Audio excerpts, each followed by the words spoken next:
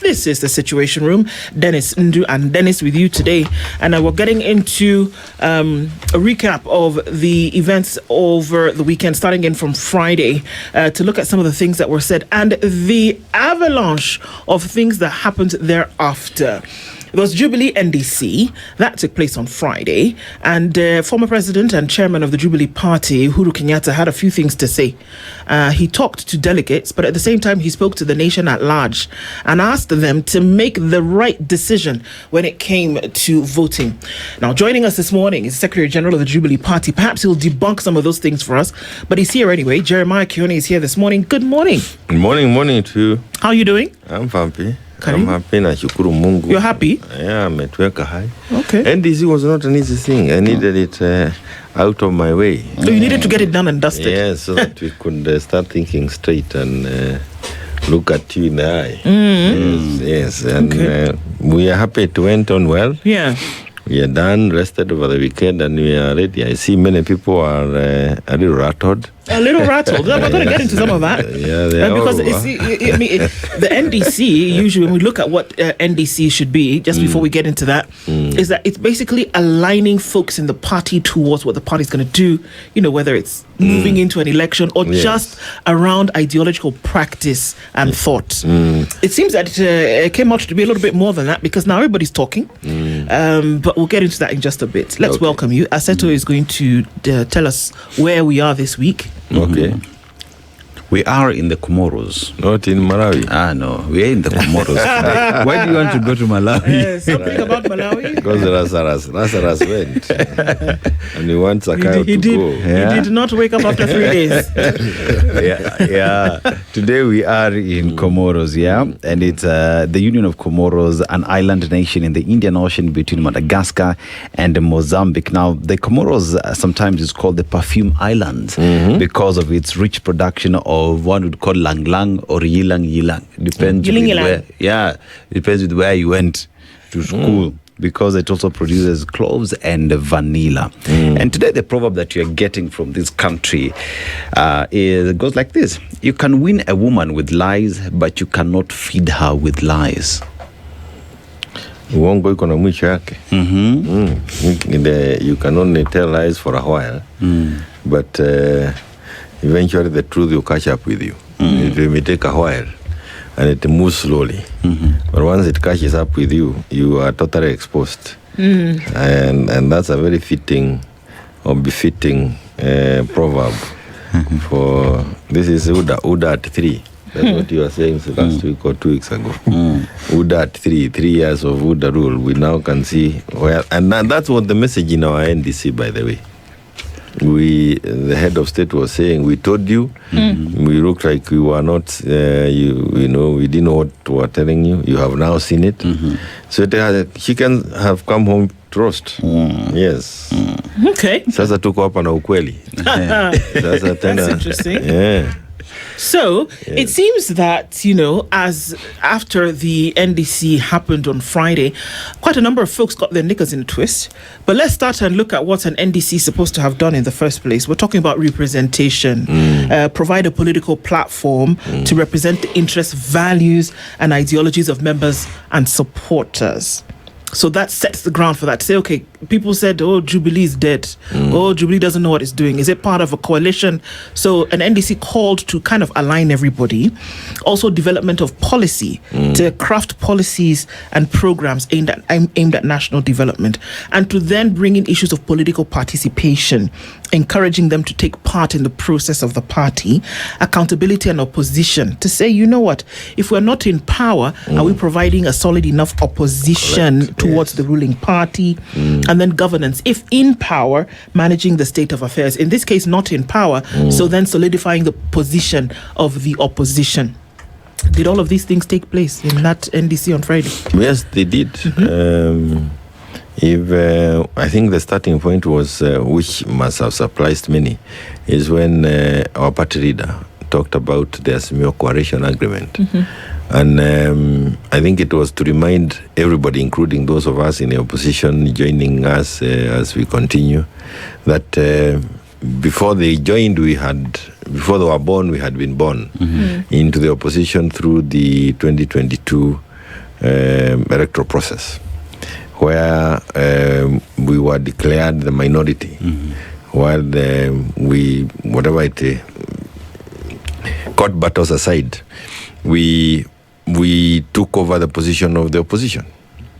And we had a coalition agreement that was signed by more than 6 parties, 3 of them being Jubilee, ODM, and Wiper, and DAPK.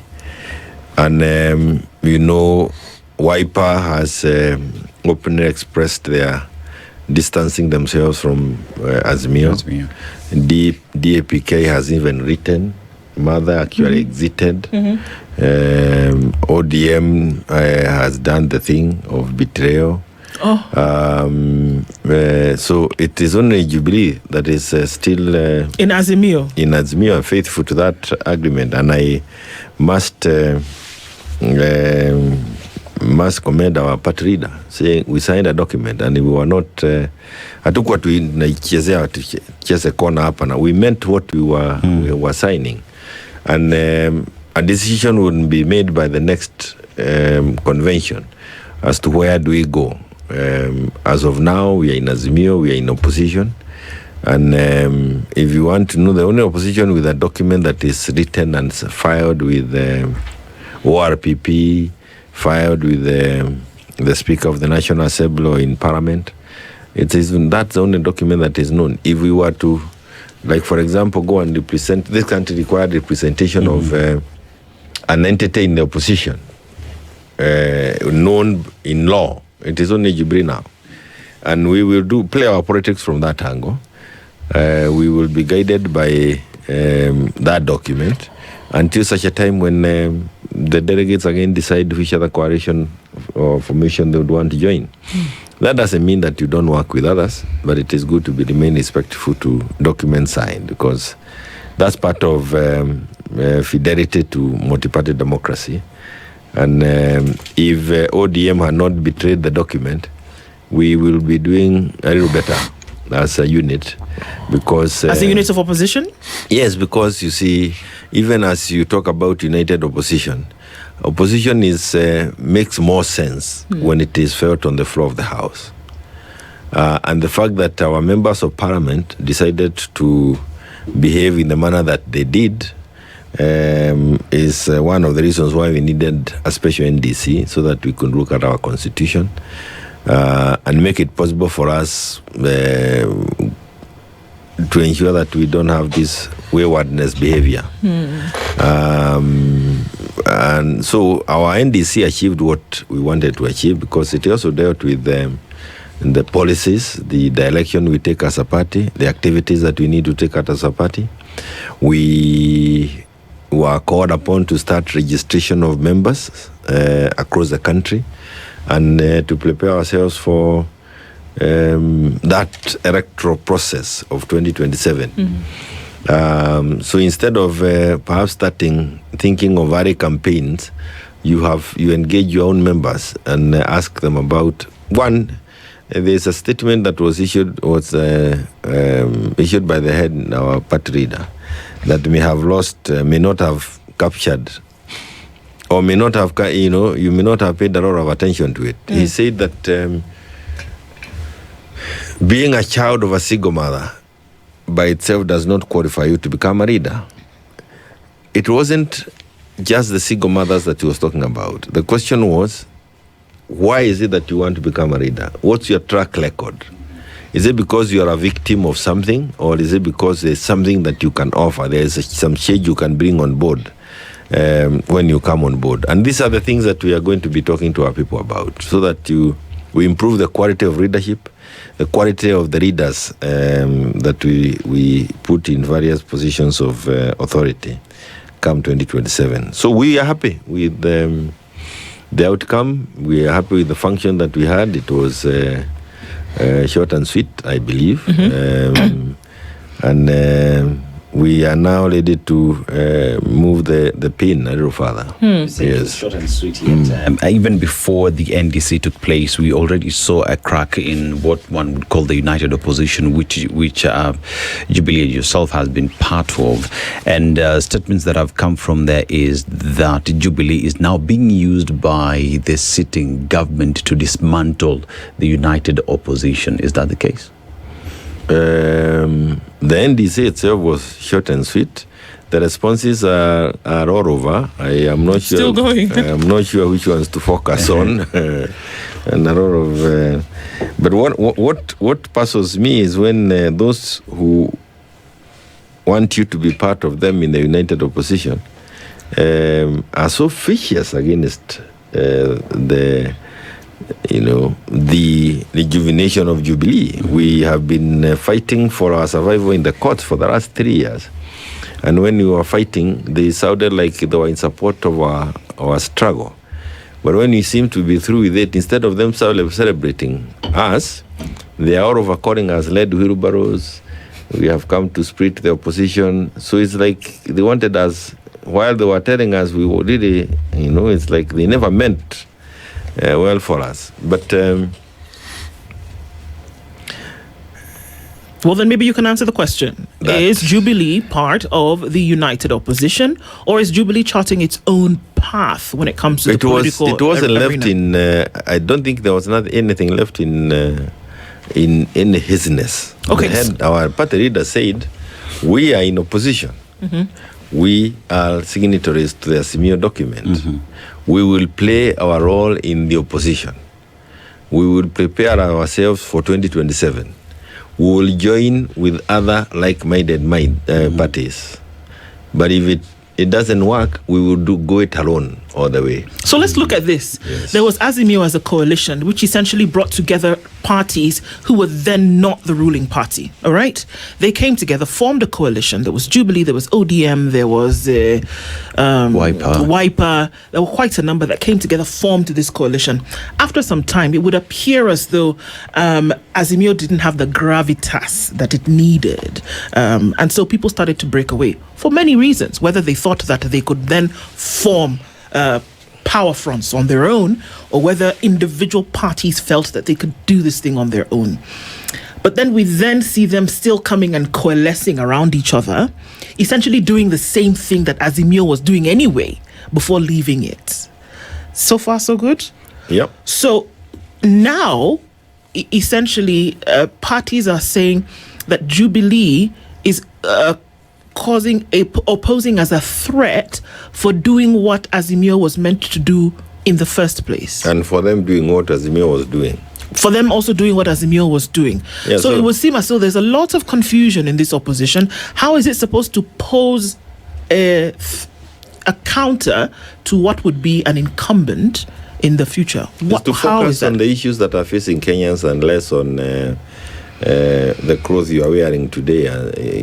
You focus on the problems that are facing Kenya and the problems that took us to the streets as Azimio, the problems that took the Gen Z to the streets. And if you remain on that course, you will find yourself coming together. But if we are coming together to say that you are going to be the president, even before we deal with the issues of health, education, security, you can actually see terrorists have started coming right inside our next to where we are sleeping. Instead of dealing with these issues, if we continue focusing as to who is going to be the flag bearer of an election that has not been called, a flag bearer of an opposition which and our parties are still like ourselves, it will be immature of us to sit at a table where people are talking about who is going to be a united flag bearer. Why? We have not done anything to build or to strengthen our party for the last 3 years. They themselves have had, other parties have had that time. And it is only fair that we in Jubilee are also allowed to move around the country, get members registration. We are now doing 6 million new voters. We would want to get a chunk of those into our party. Strengthen our branches, rejuvenate our parties, think of where are we, and all those kind of things. Let me give you a good example that may perhaps bring this thing home. You see, we are facing the by-elections. But we in Jubilee, until last week, we didn't have a national elections board. It's now that we put them together. We may be meeting them for the first time this week. So even as they were saying that there are zoning areas, you cannot feud here, you can feud the other, we didn't have the organs to process those kind of decisions. And it's only fair that we allow ourselves as parties to get to the point where we can now say, yes, we have moved out of the country, we have heard people's voices and views, and now we also look for ways of allowing people to decide on this thing that is, when you hear our united opposition team, they are more concerned about the flag bearer, not the issues that are, hitting people. Last week, I think 2 weeks ago, I was here, and I still showed you this list. If I didn't, I think I did. Of the 295 bodies that are being buried by the city council or the city government. Well, I mean, we saw you weren't here, but we did eventually see that story. These are unclaimed bodies. These are young people, our young people who were killed during the Gen Z, the Sabasaba Maandamano. And we as opposition should be up there asking, how can we say that we have 295 bodies that needs to be buried, while we know that we had bodies at Kwale, half-chopped bodies, and if DNA tests are done, we'll be able to know who these people are. But the argument from, the other opposition is all these points to the top leadership. And so the conversation, and they're very clear, and they've said their intention, everything they're doing is just one term. That's all the focus is on. So when you say that you are in opposition, and then you make reference to Azimio, and it almost appears then this opposition is only on paper, because ODM is with UDA right now. They're in the broad-based government. And then you have the opposition of DCP, Martha Karua's party, Wiper, DAP Kenya, and all these other parties. So it almost feels like, so you have a coalition of opposition parties where you have Rigathi Gachagua, Eugene Wamalwa, Kalonzo Musyoka, Martha Karua, Justin Muturi, DP. They're all there. Then Jubilee is all alone on paper with ODM. Because the others have already left. Wiper left. I've paid attention to the way you have phrased your question. Yes. You have said Martha Karua, Stephen Kalonzo. You have mentioned there's one name I didn't mention. You mentioned Muturi. Wamalwa you didn't mention. I said Wamalwa, Eugene, DAP Kenya. Yeah. Yes. But you see, then you said Jubilee. So you mentioned all these individuals. Then you named the party. Yes. And that is the difference between all of us and the others. We are a party, a national party. And this national party signed a document called as the Azimio Coalition Agreement. No, the reason, Kioni, the reason I actually mentioned names is because you and your party have been accused. You're still not fronting who is going to be a leader. We saw Matiangi in the meeting. And the accusation here is when Matiangi was in the United States, when he was coming back into the country, we saw Matiangi with these the people that I've just mentioned. Then all of a sudden, then he's missing in some meetings. And openly and publicly, they've actually called Matiangi a puppet. And Matiangi is in a Jubilee NDC. So what's the reading in there? That Jubilee is going at it alone, and then you have all these other opposition, all these other party leaders coalescing together into one coalition, and then there's Jubilee. Yeah, and we have said that we will work with like-minded political parties, and if need be, we'll go it our own. Political parties are registered as units. And you see, you want to ask yourself, we had an activity over the weekend as Jubilee. Mother's party had an activity, also an NDC. Nobody is talking about Mother. All of them are talking about Jubilee. Oh, of course. For the reason that it's not another small party. It's a party that has presence across the country. Whose party leader is the former president of the country. Yes, and when we take, it was necessary, and it was his decision that before we make any other move, let's call the delegates together.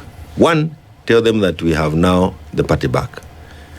Two, agree that we rebuild ourselves so that we deal with the issues. We are able to focus on 2027 if it comes our way as a party.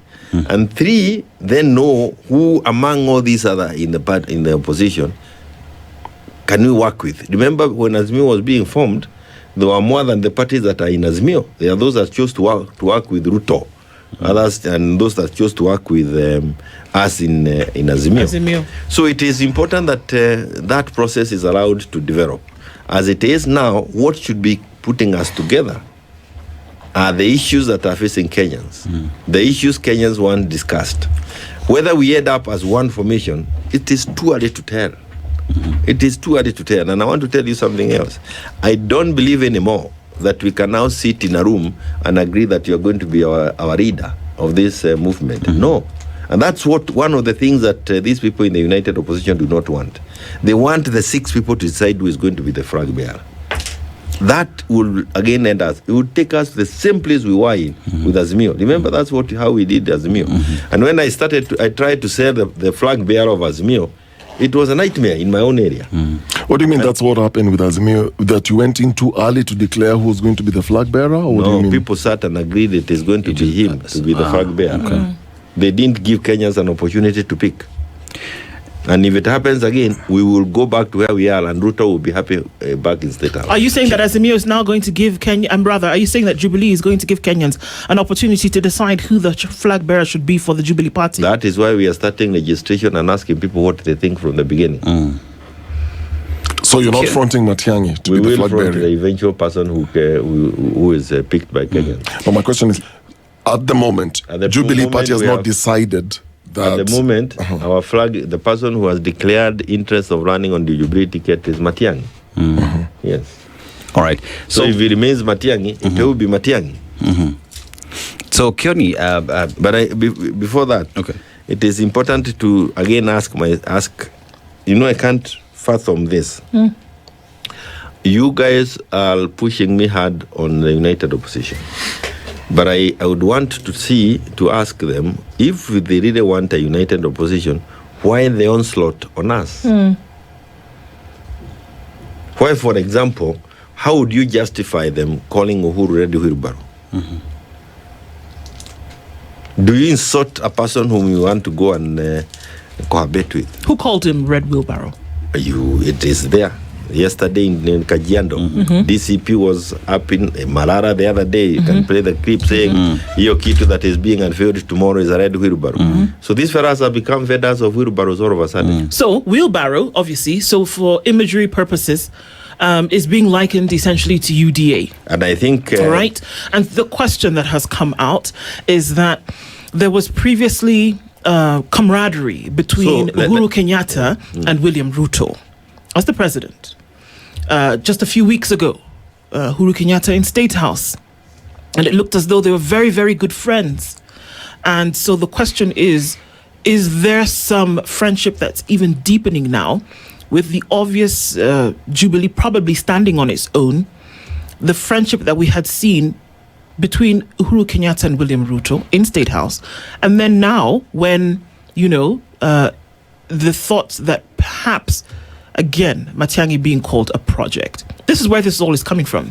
Give your statement about that. No, but you see, I think you can tell it if you look at the headlines of yesterday. The people who were very bitter with our NDC were those in government and those in DCP. Well, for government is because your party leader also made some very, very heavy statements at the current administration. So there was response over the weekend of a number of things, including the Linda Mama. Does that answer you that if they were afraid, those heavy statements will not be coming? So, I mean, you're asking me questions that, and I have, you can actually see where it is. And this is a bit. We will soldier it alone if we cannot get somebody to work with, if need be. And the party leader said as much, because you cannot keep telling me that I'm working with Ruto and you want us to work as united opposition. When you come near you again, you call us the red wheelbarrow. When we try to organize ourselves, you throw words into us.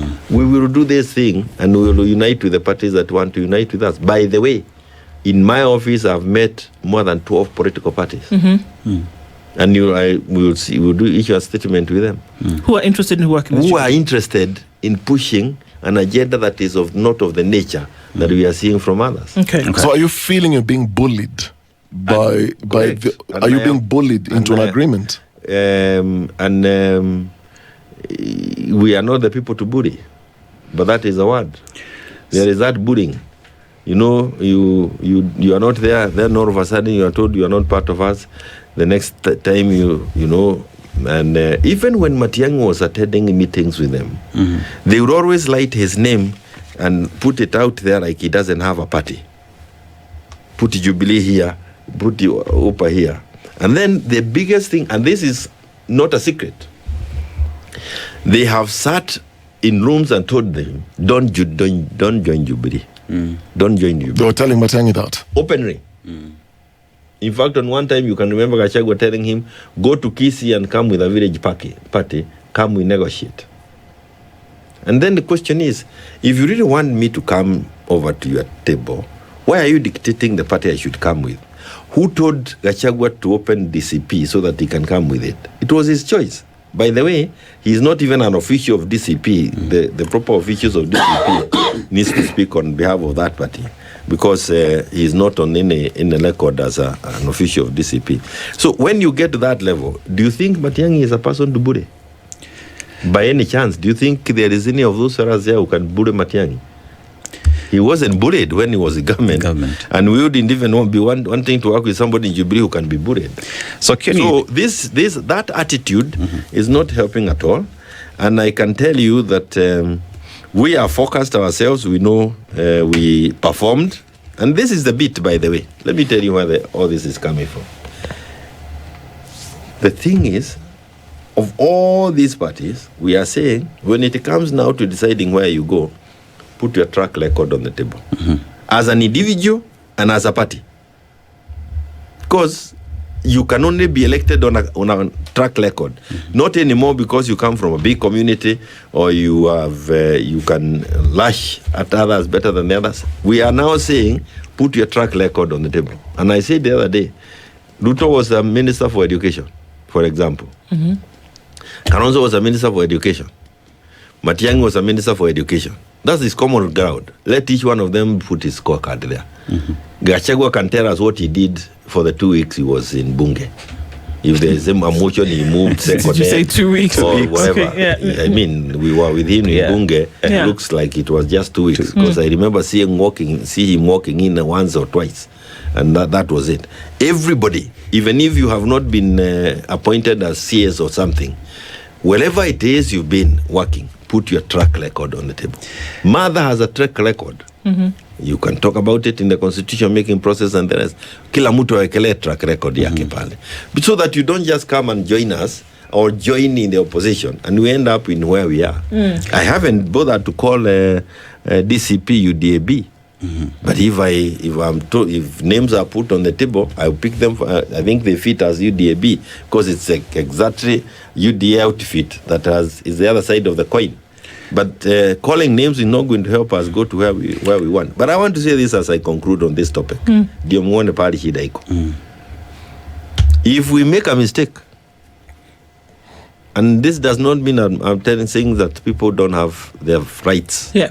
This is their own right. If you want to vie, you vie. But if a person vies from Mount Kenya region, that is playing into Ruto's hands direct. That's one statement that is making Gachagua very uncomfortable. And I'm not opposed to his running. But once you are able to split that block, which is what Ruto is doing every single day, he's trying to split the block, then you have given him an expressway for another 15-year term there. But Kioni, and this is and I want to repeat it again, and I know they'll hate me for this. We could also have offered ourselves, but you have to greed to power or self-preservation must be, you must put it aside and help the country move forward. We want to move Ruto out. Let us now focus on some of those hard facts. Wacha hii maneno tu ya kutembea tembea. Kioni, Ukiita mimi Muguruki. there are sentiments moving around, first of all, in terms of Azimio. So you talk about an outfit that is already dead by all means necessary. ODM is not there. Wiper walked out. You talk about Nak Kenya is now PLP. And why still stay there? Second of all, there is also another question on everyone has offered themselves as presidential candidates. Kalonzo Musyoka says he's going all the way. DCP party leader said he would offer himself as well. Karua is a presidential candidate. Why is there a problem, in your own view, when Jubilee is trying to fix itself to have its own presidential candidate moving forward to the 2027 general election? Because it has been said Jubilee is doing this to split Mount Kenya, not to move as a bloc. Is that the case? One is that you may want to say Azimio is dead, but remember, in all this, only Azimio has presence in Bunge. So if you are talking about opposition, and we have finance bills coming up, we have all these things that are going to be passed, the only thing that can oppose something on the floor of the House is that thing that was called Azimio, betrayed by the key party on the floor, ODM, which is very unfortunate. That does not mean that the fact that they betrayed it, we betrayed ourselves. No, it doesn't mean. For whatever it is worth, remember, I was in court fighting for who were majority, and we won. Raina was surprised when I delivered the judgment. They were declared, Junet was declared the majority leader, and they chose not to pick it or to take it. Now he is playing the role of majority leader in the office of the minority leader, because since he was declared the majority leader, you see less of Ichongwa and more of Junet. So what they did is they actually went further to snooker the whole population of people who voted for them. Instead of playing their role as opposition leaders on the floor, which is the law that they were given by the number of votes that they won, they went and snook and actually betrayed Kenyans. I want to encourage you not to take us through that route of betrayal. That's a document we signed. We campaigned on it. We are still faithful to what we signed, not faithful to what ODM did. And it is only then that people can trust you when you go to signing another document. Okay. Number two, if Kalonzo has said he wants to go all the way, Mother wants to go all the way, Ligadi wants to go all the way, what's the problem with Matiangi going all the way? Why are they getting uncomfortable with it? Because they're accusing him of being a puppet. Yeah, but why is it that the others are not puppets? Well, they're looking at a trail of events. When Matiangi left the country, there were cases that he was facing. So he comes back. It looks like the government is easy on him. Which cases was he facing, by the way? Sorry? Which cases? Well, they're talking about the land issue. Proraka land issue. Is it a case or an allegation? Well, I'm quoting what the opposition are saying in quotes. Yeah, so they're just saying that the government seems to be so easy now on Matiangi now that he's back. Nobody is trying to really follow up on the cases of Rivayala, the Roraka land case. Nobody's really following up on those kind of things.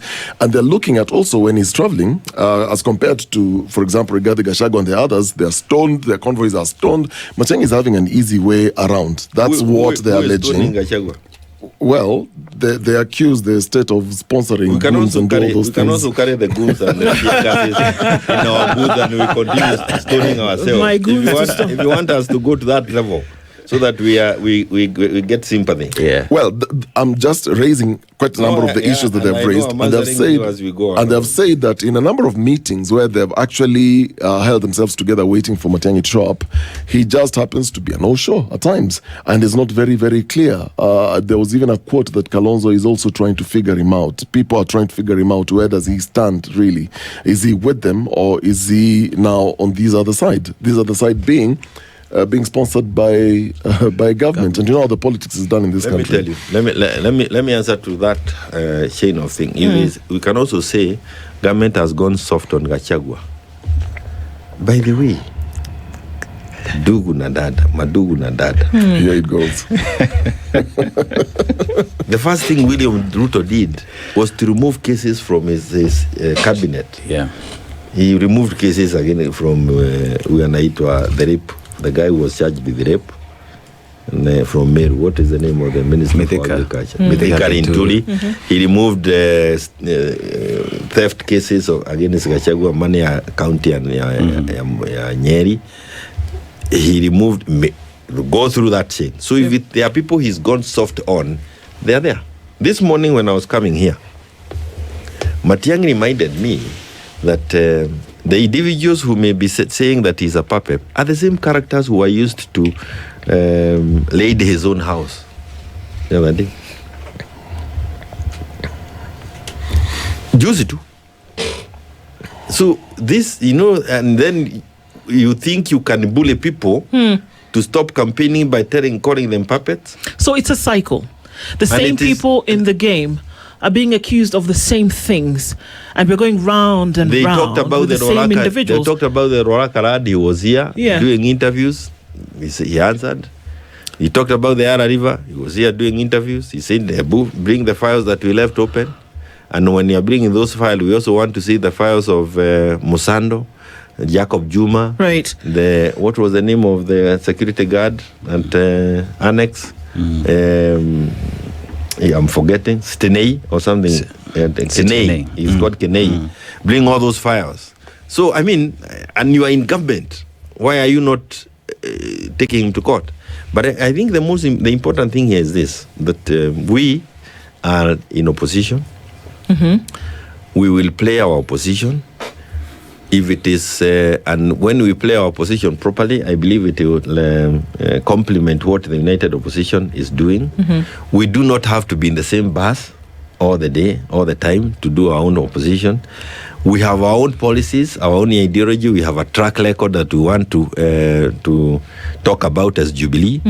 And we believe that we will not be doing Kenyans any justice if we don't allow them to decide as to who the flag bearer will be. Right. And how we do that is a question of how we work it out. But I ask that we reduce the attack against each other and concentrate more on the issues that are before us. Okay, let's focus on some of those issues, SG. The solutions that we can put on the table when we are in power. Because if we quarrel among ourselves, we will completely lose what it is that we wanted to. Remember, I know he likes the one term, and I like it too. But remember, before the one term, it was the Ruto must go. The one term is like, we have agreed, wacha malisa term yako, tupambane kwa debe. There before, ilikuwa tunaamuka kumpeleka nyumbani. There was more excitement when you were saying we want him home today than when you have said that you have to wait all the way to the end. And I am happy that our party leader made it very clear. Even to us, we wanted to know where are we in some of these things. So my question is, SG, that we're going, the cycle, the same people are insulting each other. The same people are maybe flag bearers for their party or coalition. And you mentioned issues, and just want to get into a little bit. But let's hear it from folks who are in the middle of all of this. Do you think it's time for some fresh blood in Kenya? Because the folks who are insulting each other, the folks who are figuring out whether which party or which other one belongs in whatever coalition, are folks who've been on the political scene for a minute. Do you think it's time that Kenya had some fresh blood? That was also carried in the statement of our party leader. Exactly. That you'd want to see the young people step into the space and take leadership, and they know what they want, take the country to the next level. And that's why we are going to be engaged in registration of voters. We want to move around the country, right, encouraging them to take up elective positions. And we want them to tell us how than us telling them. Okay. Certainly, those who will be available to guide them, because they cannot just step and kick everybody out. Those who will be available to guide them, they will also pick them, those they can work with. And sisi tuko tayari na tunafurahia. Okay, let's look at some of the issues. Yes. One of the big things that Uhuru Kenyatta mentioned during the NDC, mentioned without mentioning, but mentioned, was a health system, and he mentioned very clearly Linda Mama, which we can't run away from the fact that was championed to a great extent by former First Lady Margaret Kenyatta, right? And said that, you know what, here we are, that we're using a system that has been untried, untested, unpracticed, and we're putting Kenyans' lives essentially at risk by putting them to a system that has not been tested. Now, this got reaction, and I think the reactions are still reverberating through community until this morning, and probably will do so through the day, that there have been many answers, or would be things, to the things that he said about Linda Mama and an education system essentially that was put to the dogs.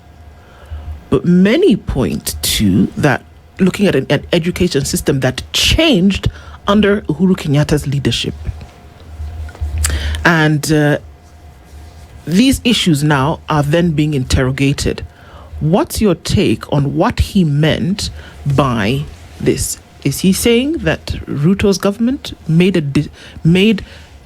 essentially mistakes and turned things upside down? What he said is that we had warned you that we have no doubt in our minds these people will not perform. That was not taken in. But it has come to pass. We warned on the projects, including those things of Hustler and Dynasty, places. It was not thought of highly then. Today, they have come to pass. He narrowed down and he singled out, like, for example, the case of Linda Mama. Yes. And the act that was passed 2023 did away with the Linda Mama project. I'm just reading it. Yes, here. it did. Every expected mother is expected to make some payments. Yesterday, when I attended the Machakaya is the whatever, what do you call it? We went to condole with the family of a man in Moranga. Yes. And he's left a wife behind with 2 kids. The question you ask, you look at them and how are they going to make ends meet? It wasn't easy when the man was there. Now with the woman alone, and if for whatever reason she is expectant, for example, you now are expecting her to make payments. This Linda Mama was free totally. Yes, it was. Totally free. Yes, it was. And when I asked the women who were there, actually every other woman was saying, sasa ni shida, ni Mungu saidia, upate mtoto, muishi ama mkufe pamoja. That's what they said yesterday. Jana jioni, in a place called Gatumbo. So these are not things that were being said out of the blue. They are the cries that are coming from the people. That Linda Mama project had been initiated after quite some survey. And remember also, it was not being done by the First Lady, so that it was just a project for the First Lady. No. It was properly done in conjunction with the county government. And she ensured that the facilities were provided to each of the 47 counties, so that it's a program that should have been continued by the government that came over. Well, I mean, we know for a fact that women would go to hospital and come out having not paid. Yes. We also know for a fact that today, what women are being asked to pay in order to go for delivery is 27,000 shillings. Yes. Right? And 27, and I don't know, 27,000 change for a normal delivery. Yes. Where ndio kijana? Na Sicilian, wanaambiwa walipe pesa gapi? Well, we don't even know. If you know the amount of money, and even the 27,000 shillings, these women cannot afford. So they are being held in hospitals for all these kind of things. So it's a program that was working, and you can actually see a collapse on the same. And it was funded by Treasury. And it was funded by Treasury. We can't even tell where the money is. Now they are collecting more money, yet they are not even helping the women. Number 2, on education.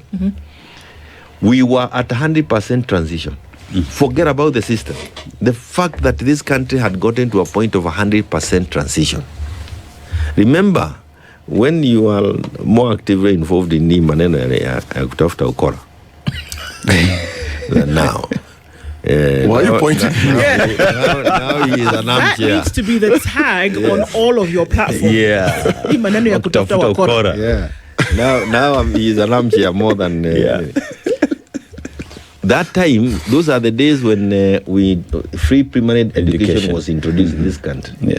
And remember what Clinton said when he was asked, after you retire, which is this one individual living that you'd want to go and see.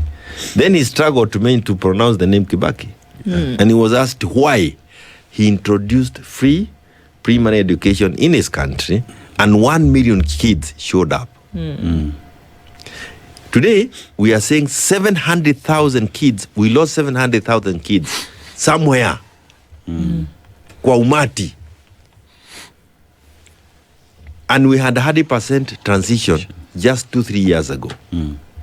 These things, not that these are the products of what we have, but you have now these terrorists.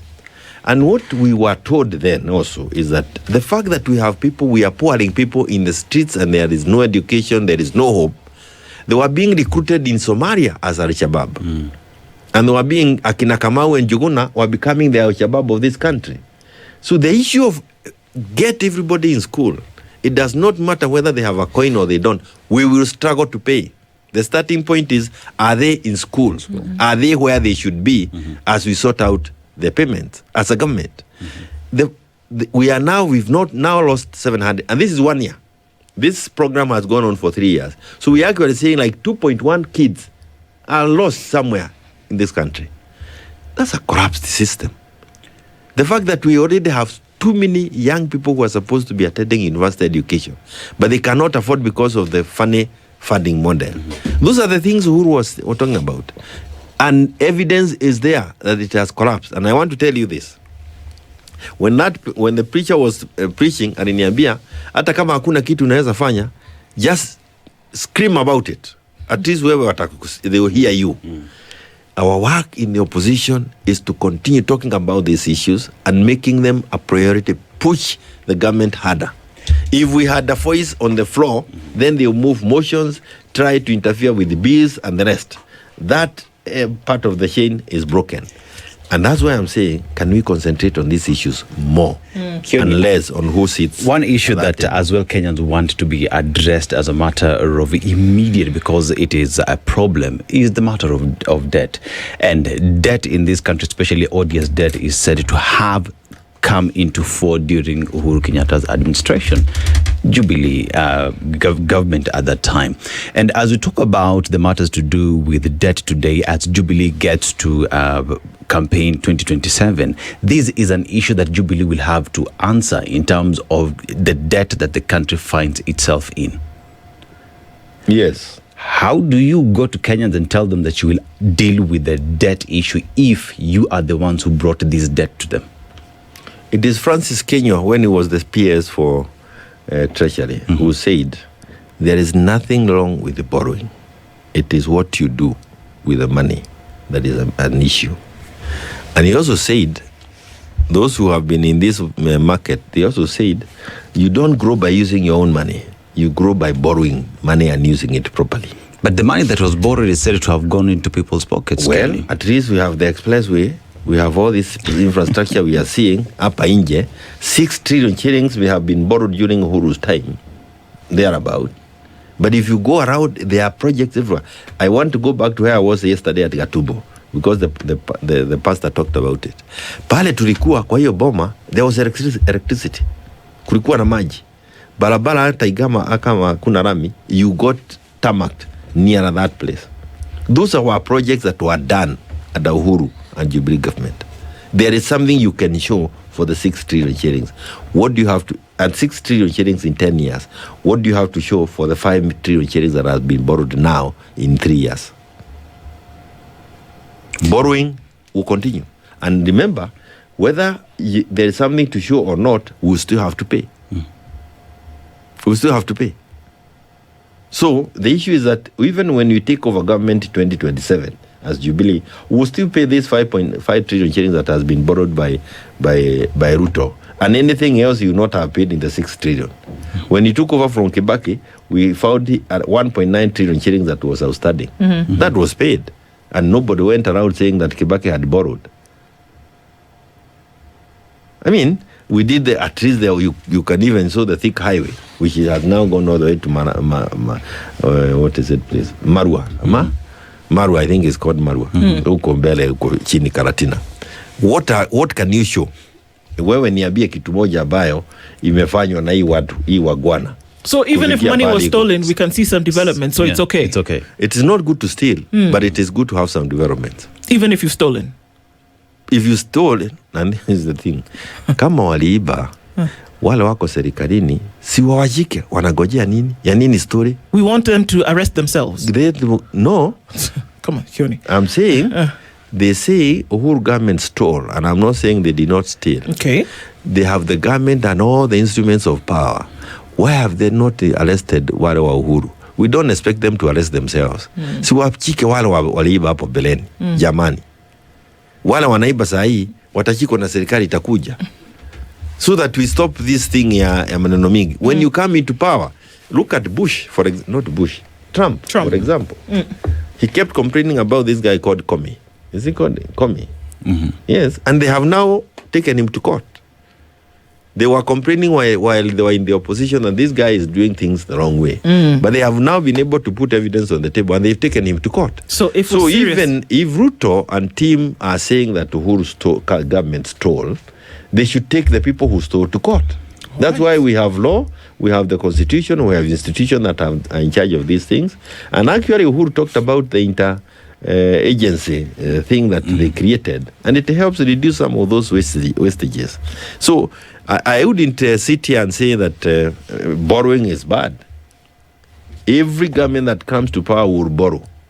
It is a question of what do you do with the money that was borrowed. What level of wastage was evidenced when you are in power? And were you who was in power, were you able to deal with the misdeeds of the government that came before you? That was before you. I mean, that then will stop this vicious circle of talking about wage bill. And by the way, it's not the wage bill; it is development money. We have electricity in places we never had in this country. He's talked of moving electricity connectivity from 30-something% to 74%. Where are we now? How many more households are we connected? From 74%, are we at 75, 76, or are we at 72? Because houses are still being constructed. These are the issues that Kenyans actually want to know about. And it will be interesting to see what the political arena then poses in the next few weeks, in the next few months. We say it's a year and a half away, but it's not that far. 1,000 days in politics is like a day, isn't it? Jeremiah Kioni is the Secretary General of the Jubilee Party, and we're probably going to see more hits coming through. It will be interesting to see how it all They are going to hit me. Well, I mean... we are used to it, but I want to say as we conclude, don't think you can bully anybody in Jubilee. We are not there to be bullied. All right. It's coming from the mouth of the SG. For another one. Look for somebody else to bully. Yes, SG of the Jubilee Party saying this morning. Thank you for joining us on the Situation Room and starting things off this Monday. Asante Sana. This is the Situation Room, the only way to start your day.